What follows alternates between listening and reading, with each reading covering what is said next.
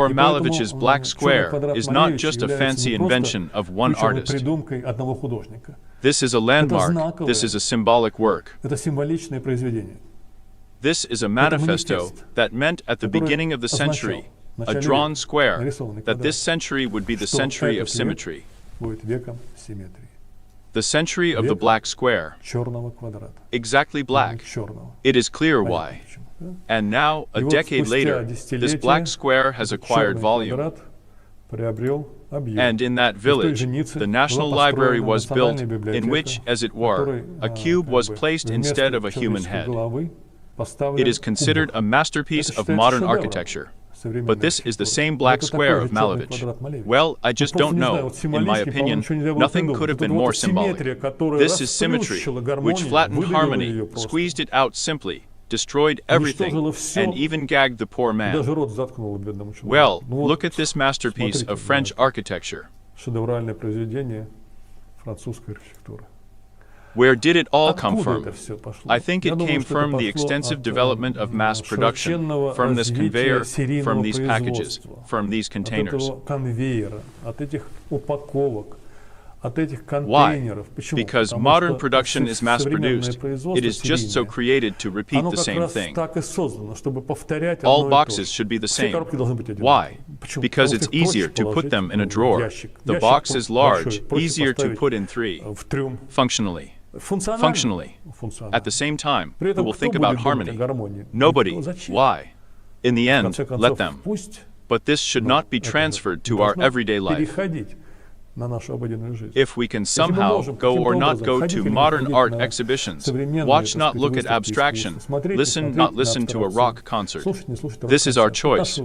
But we can't jump out of our cities anywhere. In other words, we are involuntary viewers. We are forced to look at the horror. Naturally, of course, that culture, even in the West, it could not withstand the onslaught of this symmetry. And from here such movements as the hippie movement, let's say rock, appeared. The greatest work of art of the last century, reflecting the protest against symmetry and regularity, is Pink Floyd's famous musical work, The Wall, which was later embodied in the beautiful images of the film. You remember, yes, this movie, remember those images. Into a meat grinder. Remember, a meat grinder is fine. And here is a wall through which a human scream breaks through, which destroys the wall. These regularly walking hammers are symmetry. It's a protest against all of this. Yes, it was a protest. But did it bring at least some result? Yes, no result. Look here. After the wall, the famous four-dimensional house in Paris was built. What has changed? It's nothing. Culture has been following the path of symmetry, and it is still going on. And if this continues, our modern cities will turn into such terrible landscapes, which one of the artists has futuristically displayed here. And if we do not stop in this trend, which leads us to this symmetry, to this regularity, to this packaging, then we will get cities that are depicted on this futuristic slide here, which will lead us to a completely terrible future, in which there will be no harmony. There will be chaos at best, at best. By the way, there is another aspect about practicality. The fact is that currently an epidemic is spreading in the modern world, which few people know. This is an epidemic of depression. Many countries suffer from this epidemic, from 20 to 25% of the population. Moreover, the losses from depression amount, according to scientists, to $100 billion, for example.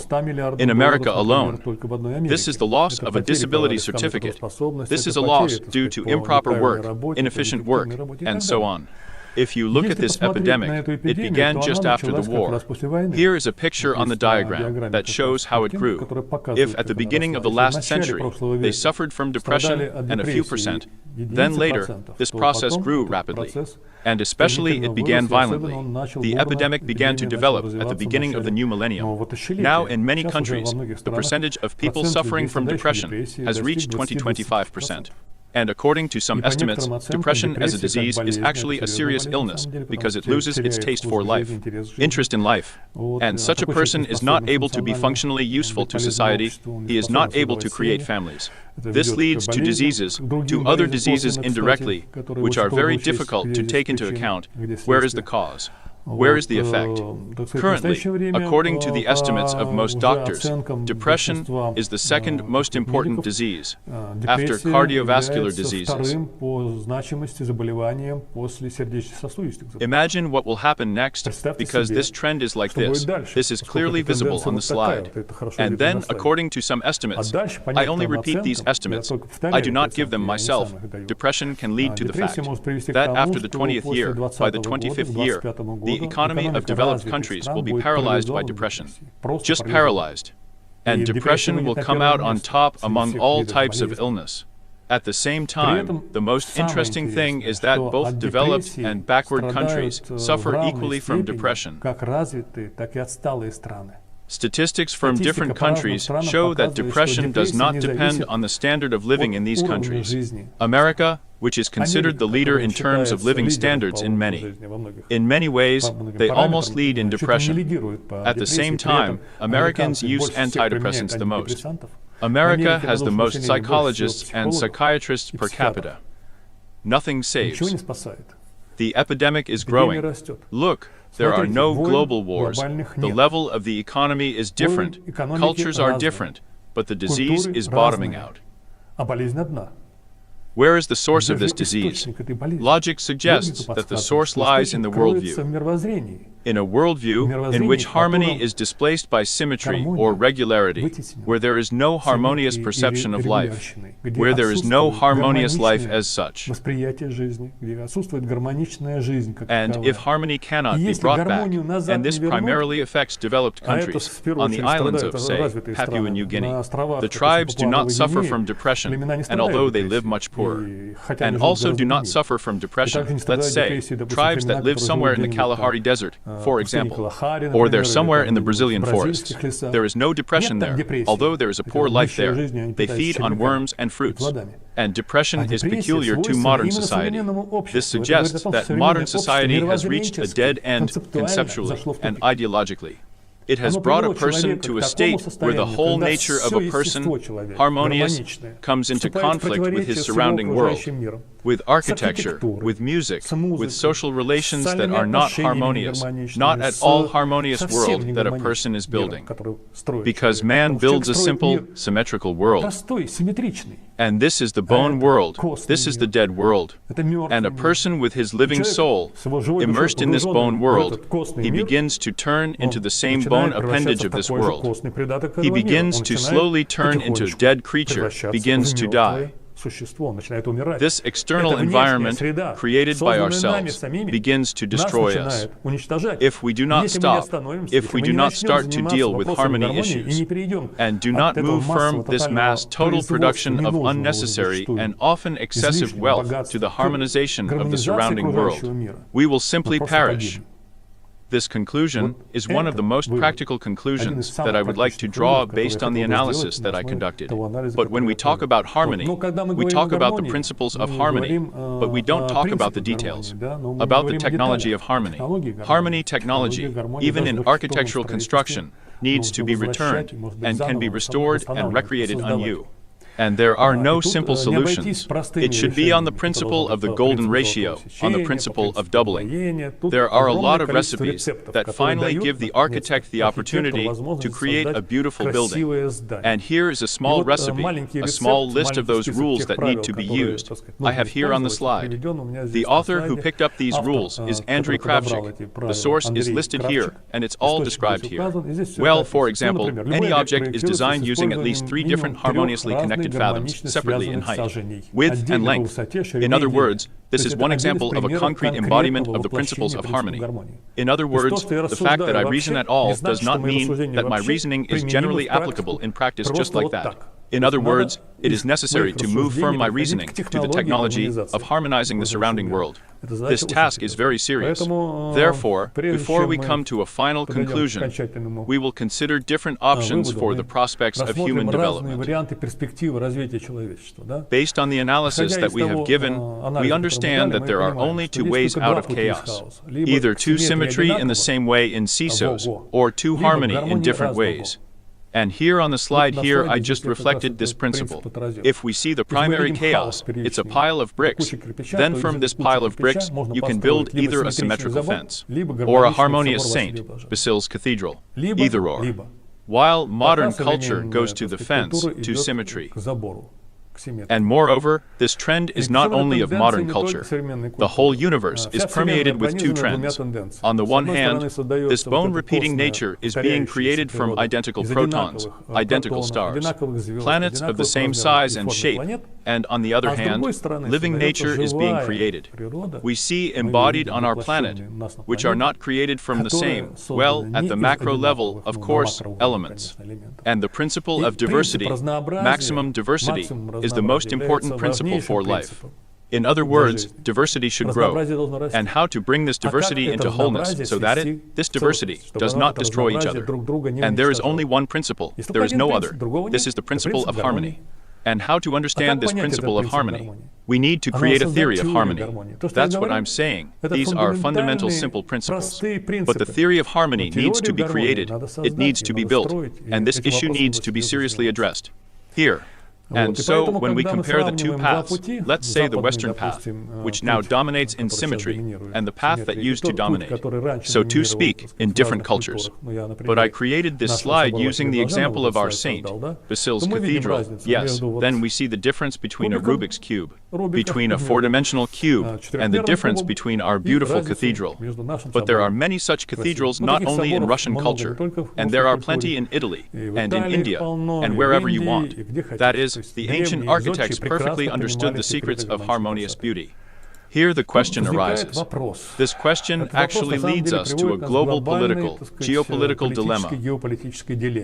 Either we, realizing that we are creating an ugly, not harmonious world, begin to leave this world and return back to natural harmony, or we understand that we are in the ass, there is no way for us, we go forward, and we need to create a new harmony. What's the ambush here? The ambush is that if we see a dragonfly flying, it does not mean that we can create an aircraft exactly like a dragonfly. It's either a plane or a helicopter in its own. Why? Because at different scale levels, on different functional principles, on different material substrate, different solutions are obtained. Therefore, when we build a technosphere around ourselves, we cannot blindly copy nature. We can use nature as a tuning fork of harmony. When we go out into nature, when we look at the sunset, when we walk in the forest, when we look at the starry sky, we feel this harmony with our whole being. But we cannot repeat the starry sky, let's say, completely there. We cannot repeat the tree as the structure of the house. We need to create artificially new harmony. In order to create it, we need to address this issue as the number one issue, as a matter of life and death. If we don't find a way to a new harmony, we will return to the old harmony. Only we will not go back to where our would-be philosophers think. We will not return to some cozy house in the village, or even to a hut. We will return back to the animal world, and our body will not let us return back to the animal world. It is so not adapted to the animal world that if we go back, we will disappear. As you can see, the earth is planned, and other animals will remain here. There will be no animal man here. Therefore, all attempts to return back to the old harmony, which begin with ancient times, with the Bible, the dream of a Garden of Eden, Lao Tzu, who wrote his book, where he dreamed of destroying boats, cities, and returning to some huts, with Jean-Jacques Rousseau, who dreamed of going back into the wild, with hippies who tried to return to wildlife. All these attempts are doomed. Man is called to go forward. There is no way back for us. The road back is the road to death. Therefore, the whole project of the Golden Billion, it is the first to call it the Diamond Million, in fact, makes the road to the destruction of humanity to death. Those who are trying to implement this project, they naturally do not understand this. They think that, oh, how good. We will now get rid of the excess population, excessive load on nature, and we will live perfectly on the remaining resources. Nothing like that, nothing beautiful will happen. But 1 or 2 generations will still live nothing. The rest of them will all die already. Why? Because our task is different, and we will not be forgiven for changing our tasks, first of all. Secondly, all the examples show historically that there is no going back. What to do in this situation? And it is necessary to harmonize. And what needs to be harmonized? And everything needs to be harmonized. It is necessary to harmonize social relations, social structure, because it is not harmonious. Why? Because either we are building a totalitarian society, which is headed by some top, and everything else is the same elements bricks in the fence. We are building a harmonious society in which there are all levels of hierarchy. There is a middle class, there is a lower class, there is an upper class, there are classes. There are harmonious relationships between them, which are built as harmoniously as the relationships we have inside the human body. We need to harmonize our technical sphere. What does it mean to harmonize? If we take any object that I have on my desk, or scissors for example, and consider what the efficiency of the product is, we will be horrified. 2 or 3%, no more. We explain it elementary. To make scissors simple, for this, what needs to be done at the first stage? In order to work, let's assume that there is an ore extraction efficiency of 50%, a good efficiency, which I assume. Then it is necessary to transfer the ore to the plant. The efficiency of transportation is also 50%. Energy is lost along the way, right? Transportation on friction. Then it is necessary to melt the metal, also 50%. Then the metal needs to be rolled 50%. Then 50% of the blanks need to be cut out of the metal. Then these blanks need to be sharpened 50%, sanded, connected, assembled, packed, put in a warehouse, moved from the warehouse to all stores, and only after they have been moved to all stores. And you came by trolleybus or there by car to the store, bought you scissors, brought home, put on the table. Only after that the scissors began to perform their task. How many redevelopments have I counted? A dozen. 0.5 to the 10th power. This is generally 1 or 2%. Well, count for yourself. 0.5 in half 0.25, 120. 0.125, 0.6. This is also Petrianov-Sokolov, in my opinion, the academician calculated in the 70s and showed that the efficiency of modern technological processes is fantastically low. Therefore, we may not even need to increase the level of our material well-being. We need to increase the efficiency of production of what we already have now. To do this, you need to do two things. The first is to reduce the number of redevelopments, and the second is to increase efficiency at each redevelopment. But it is difficult to increase efficiency at each redistribution. Therefore, it is necessary to switch to additive technologies that allow reducing the number of these conversions. The path from the raw material to the final product must be shortened. Reduced by half, increased efficiency by half.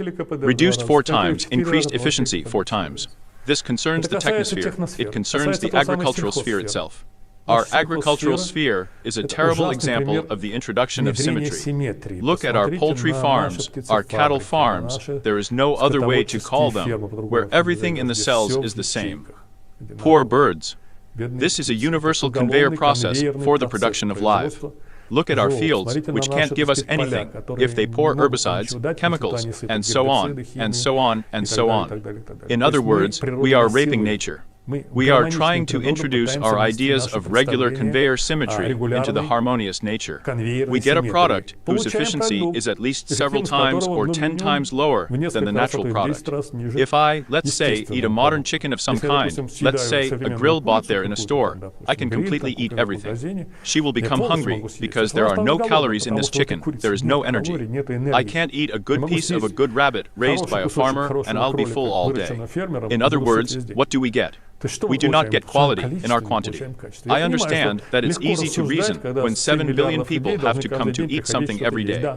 So far, this is the only way, but it is necessary to gradually create technologies, move to harmonious agriculture, harmonious production, harmonious industry, harmonious attitude in the social environment. Here. And what is harmony in a social environment? Do we know that? And we don't know that. So we must first understand what harmony is. But is it you who are proposing to demolish capitalism? Capitalism, in my opinion, is already demolishing itself now. Even this Club of Rome, their last report sounds exactly like that capitalism is coming to an end. Capitalism is a blind, stupid spread of resource consumption based on the principles of this one. Mass production. But this path has already led us to a dead end. It will be even worse from now on. But it is also being dismantled. Well, it's dismantling, thank God. But what will happen at the site of dismantling? A diamond million, or a harmonious humanity, after all? This question is right here on my slide. It is well, so to speak, reflected. One of two things. That is, fairy tales about the fact that we can leave our cities and return to wildlife, and live amicably with lions, goats, and horses, drink clean water. At the same time, the population should decrease at least 1,000 times. At least 1,000 times. That is, not 7.5 billion, 700 million. Only she will feed us nature. Moreover, this nature will no longer feed us. Moreover, because there is no going back, I repeat again, right, we have no other option but to move forward, to create a new harmony. So, we have finished this section. Now we have the next section. This is the new Russia, a short section, because I have devoted many reports to this section. They can be found on my personal channel.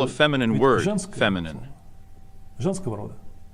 And what is the masculine А какой analog аналог мужского from the рода? word Слова harmony? гармония. Derivative. Hormone. Гормон. Harmony is feminine, Гармония — это hormone is женское, masculine. гормон мужской. It's a joke. But there is a little truth in every joke. Growth hormone is masculine, and harmony is integrity, it's feminine.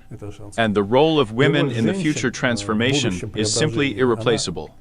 And now we are going to devote 2 words literally to the curtain to female beauty.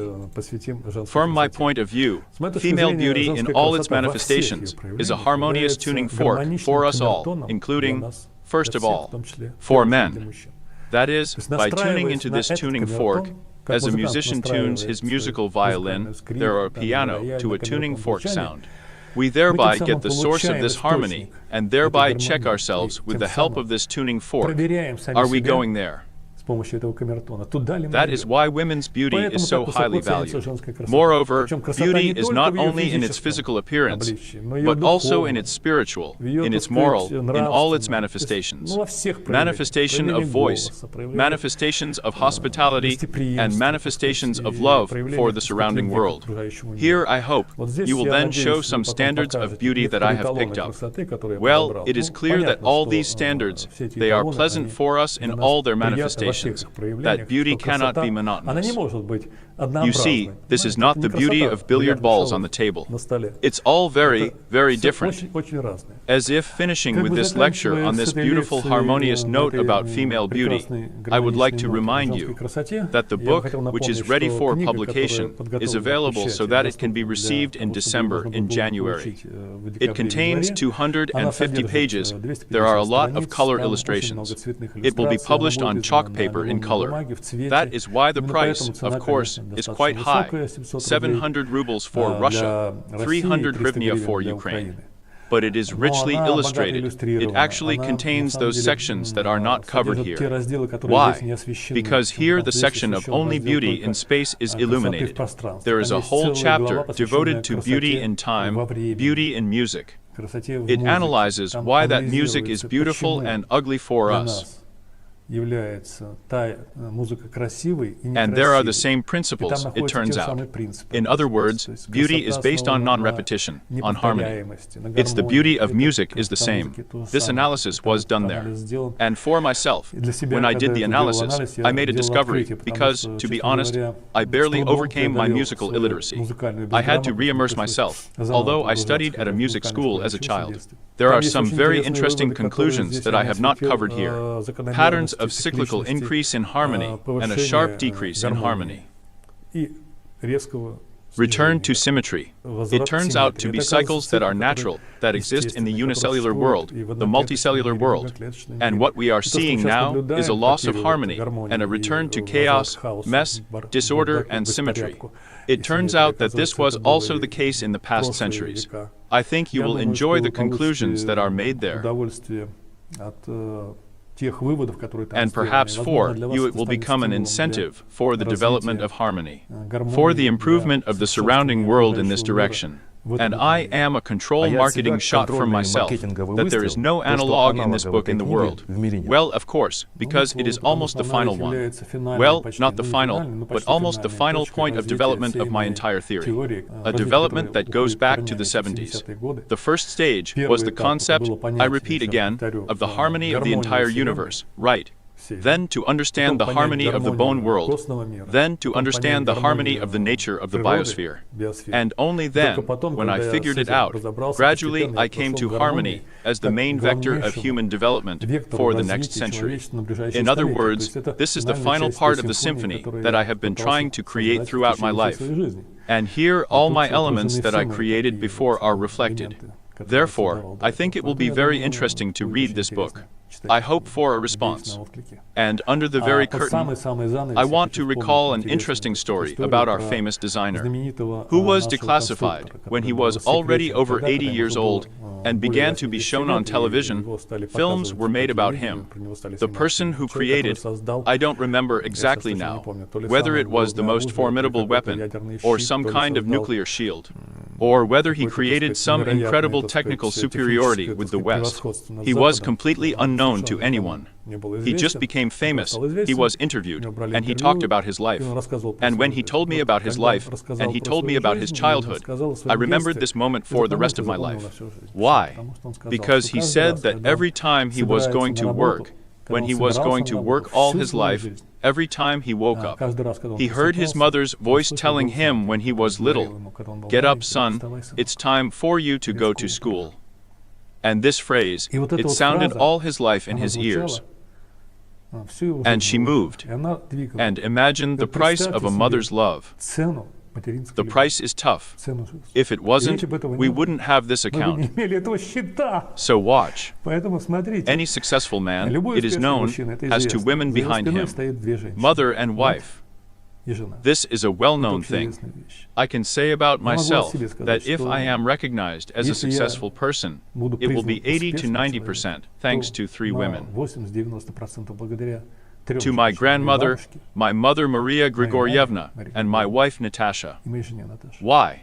Because these three women, they gave me warmth, gave me love for life, love for the world, love for people who keep me warm until now, and does not let me disappear in this difficult existence.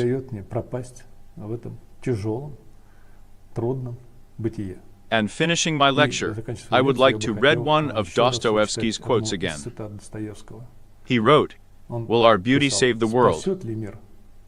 Ah, if she had been kind, everything would have been saved." Have a nice day. I wish you all the best, love and harmony.